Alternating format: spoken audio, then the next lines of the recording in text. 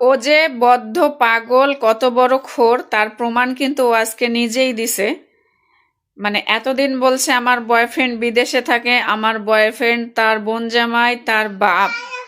হ্যাঁ, আর আজকে সে বলতেছে আমার বয়ফ্রেন্ড হচ্ছে মুন্না ভাই। মানে মুন্না ভাইকে এতদিন আমি তাকেও চিনি নাই।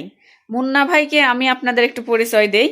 মুন্না ভাই আমার যখন ডেলিভারির বাচ্চা পেটে 8 মাস ছিল, তখন আমি একটা ভিডিও করছিলাম। সেই ভিডিওটা কিন্তু অনেকে দেখছেন। এই ভিডিওটা নিয়ে ট্রোল হয়েছিল। এই ভিডিওটা নিয়ে ট্রোল হওয়ার কারণে কিন্তু এই মুন্না ভাই মানিকের কাছ থেকে ওর আইডিগুলা রিপোর্ট মেরে দিছিল, ঠিক আছে? এগুলা দিছিল, তারপরও আমি জানি না, চিনি না। তারপর এখন যে আমাদের ঝামেলাটা হয়েছে আজকে 1 মাস, 1 মাস যাবত ঝামেলা হওয়ার পরও মুন্না ভাই কিন্তু এইটা ভেবে নিছে যে হচ্ছে আমরা ভাইরাল হওয়ার জন্য মূলত এই কাজগুলো আমরা অনলাইনে করতেছি। আর মুন্না ভাইকেও কিন্তু মানিক অনেক ভয়েস দিয়ে, তারপর অনেক কান্নাকাটি করে বুঝিয়ে ইমপ্রেস করার চেষ্টা করছে যে বিথি মেয়েটা অনেক খারাপ, তার আইডিটা জানি তাকে ফেরত দেওয়া হয়, তার আইডিতে আমার ভিডিও আর আপনারা পাবেন না, মানে তার ফ্যামিলি নিয়ে এসে ভিডিও করবে। এরকম ভয়েস মেসেজও কিন্তু মুন্না ভাইকে দিছে। তা মুন্না ভাই তখন ওনার কথাটা অনেক বিশ্বাস করছিল যে এখন কান্দা কান্দা অভিনয় করে বলতেছে হয়তো উনি সঠিক কথা বলতেছে, বিথি মেয়েটা হয়তো খারাপ। তো উনি এই কথা ভেবে আমার আইডিতে এসে একটা কমেন্ট করে যে তোমার আইডিটা থাকবে না, তুমি অভিনয় করতেছো হচ্ছে ভিউ কামানোর জন্য, এগুলা ভাইরাল হওয়ার জন্য আমরা এগুলা ফন্দি করতেছি, এরকম সে আমাকে একটা কমেন্ট করে। তো আমি ওখানেই তাকে চিনতে পারি, হয়তো হচ্ছে এই মুন্না ভাই হয়তো সেই যে হচ্ছে মানিকের পেজ নষ্ট করছে। ও কিন্তু নামটা আমাকে বলেছিল যে মুন্না নামের এক ছেলে আমার আইডি রিপোর্ট মারছে। তো সেখান থেকে আমি মুন্না ভাইকে কমেন্ট করি যে ভাইয়া আমি আপনার সাথে একটু কথা বলতে চাই, ঠিক আছে? তো সেখান থেকে মুন্না ভাইয়ের সাথে আজকে আমার পরিচয় মাত্র 4-5 দিন, 4-5 দিন আমার পরিচয় এটা নিয়ে। তারপর আমি মুন্না ভাইকে বলি, মুন্না ভাইয়ের সাথে অনেক মেসেজ বলতে তার ভিডিওতে যায় কমেন্ট করতাম। তার সাথে কিভাবে যোগাযোগ করবো তা তো আমি জানি না। তার ভিডিওতে যায় কমেন্ট করতাম যে ভাইয়া আমি আপনার সাথে একটু কথা বলতে চাই। যদি সে আমার সাথে কথা বলে সত্যিটা মিথ্যাটা সে পাবে, হয়তো তখন আমার পেজটা নষ্ট করবে না, ঠিক আছে? তো এই জন্য আমি মুন্না ভাইয়ের সাথে ওনাকে হচ্ছে কমেন্ট করছিলাম যে আমার সাথে যেন একটু যোগাযোগ করে। আর এইগুলা দেখে হচ্ছে মানিক আমাকে মিথ্যা ব্লেম দিচ্ছে যে এখন আমার বয়ফ্রেন্ড মুন্না, ঠিক আছে? আপনারা এইটা ক্লিয়ার করবেন যে একবার ওই নেশাখোর মাতাল, একবার বলে তার বাপ, একবার বলে বিদেশি, একবার বলে মুন্না, একবার বলে তার বোন জামাই, একবার বলতেছে বরিশাল, মানে একের পর এক সে কিন্তু আমাকে ব্লেম দিয়ে যাচ্ছে। তাহলে সে কি পাগল নাকি সে কি ভালো? আপনারা এটা বিচার করবেন।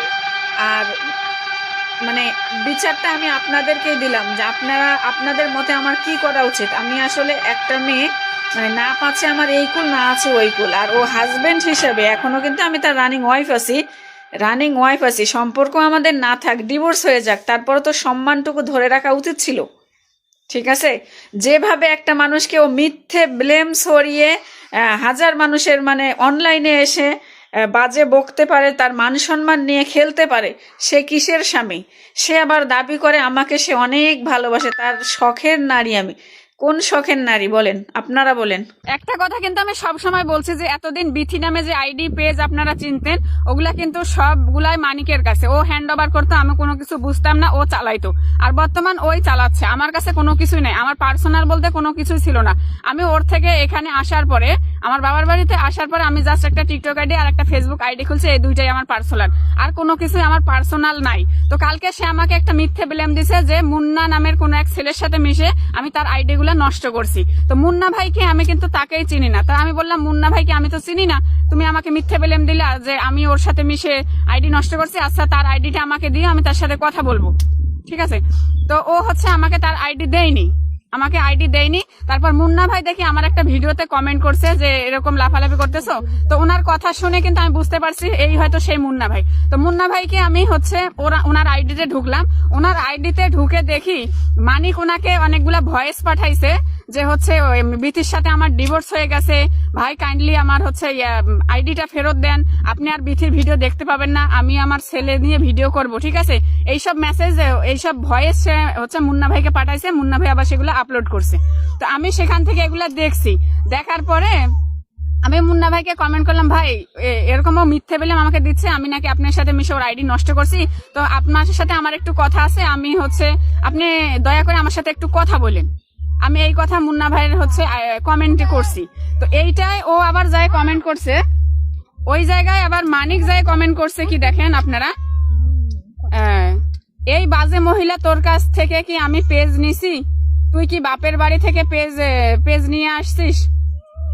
ঠিক আছে, নিজের হাতে কষ্ট করে পরিশ্রম করে মা বোনকে দিয়ে ভিডিও বানায় ও পর মা বোনকে মানে নিজে পরিশ্রম করে মা বোনকে দিয়ে ভিডিও বানায়ও পাবলিশ হয়েছে। ঠিক আছে, আমাকে দিয়ে ভিডিও বানায় সে কোনো কিছু করেনি। মানে ওর মা বোনকে চিনছেন আপনারা, মানে মানে আমাকে বিথিকে চিনছেন ওর মা বোনের মাধ্যমে, মানে আমার মাধ্যমে ওর মা বোনকে চিনেনি। ও কোনোদিনে আমার ভিডিও নিয়ে ভাইরাল হয়নি, ও ওর মা বোনকে নিয়ে ভাইরাল হয়েছে। আর অনেক কষ্ট করা পরিশ্রম করা ওর পেজ, মানে এই পেজের পিছনে আমার কোনো হাত নাই। তো আমি কিন্তু বরাবরই বলতেছি যে ওই পেজগুলো আমার কাছে নাই, সবকিছু মানিক হ্যান্ড ওভার করছে, এগুলো সব মানিকের কাছে।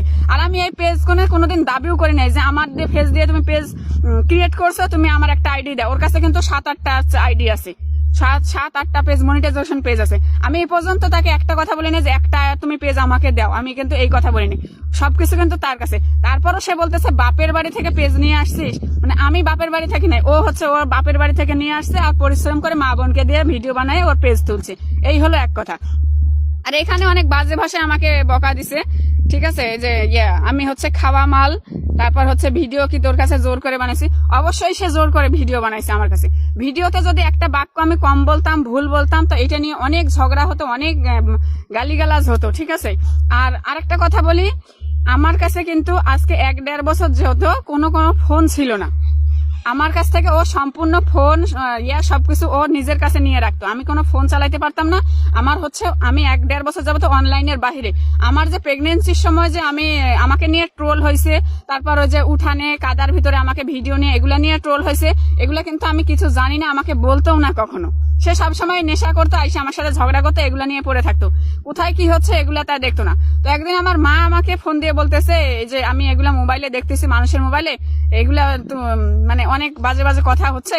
তো আমি বলছি আমি তো জানি না মা এগুলা। পরে আমি মানিকে জিজ্ঞেস করি কি হয়েছে, তখন বলতেছে তোমার হচ্ছে ওই প্রেগনেন্সির সময় ভিডিও ছাড়ছিলাম, তো সেই ভিডিও হচ্ছে মানে ট্রোল হয়েছে। এতটুকুই জাস্ট সে আমাকে বলছে, আর আমি এতটুকুই জানি।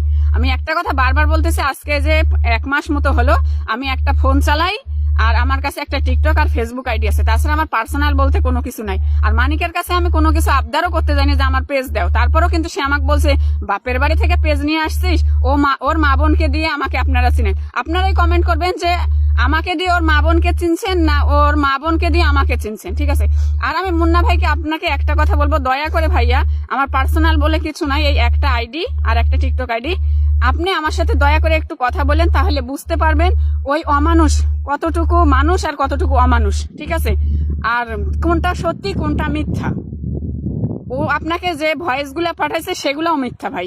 তো দয়া করে আপনি আমার সাথে একটু কথা বলেন। আমার শখের পুরুষ দাবি করে আমি তার শখের নারী, সে আমাকে প্রচন্ড লেভেলের ভালোবাসে। তো আমাকে নিতে আসেনি সে, আজকে 1.5 মাস আমি তার থেকে আলাদা আছি, আমাকে নিতে আসেনি একবারও।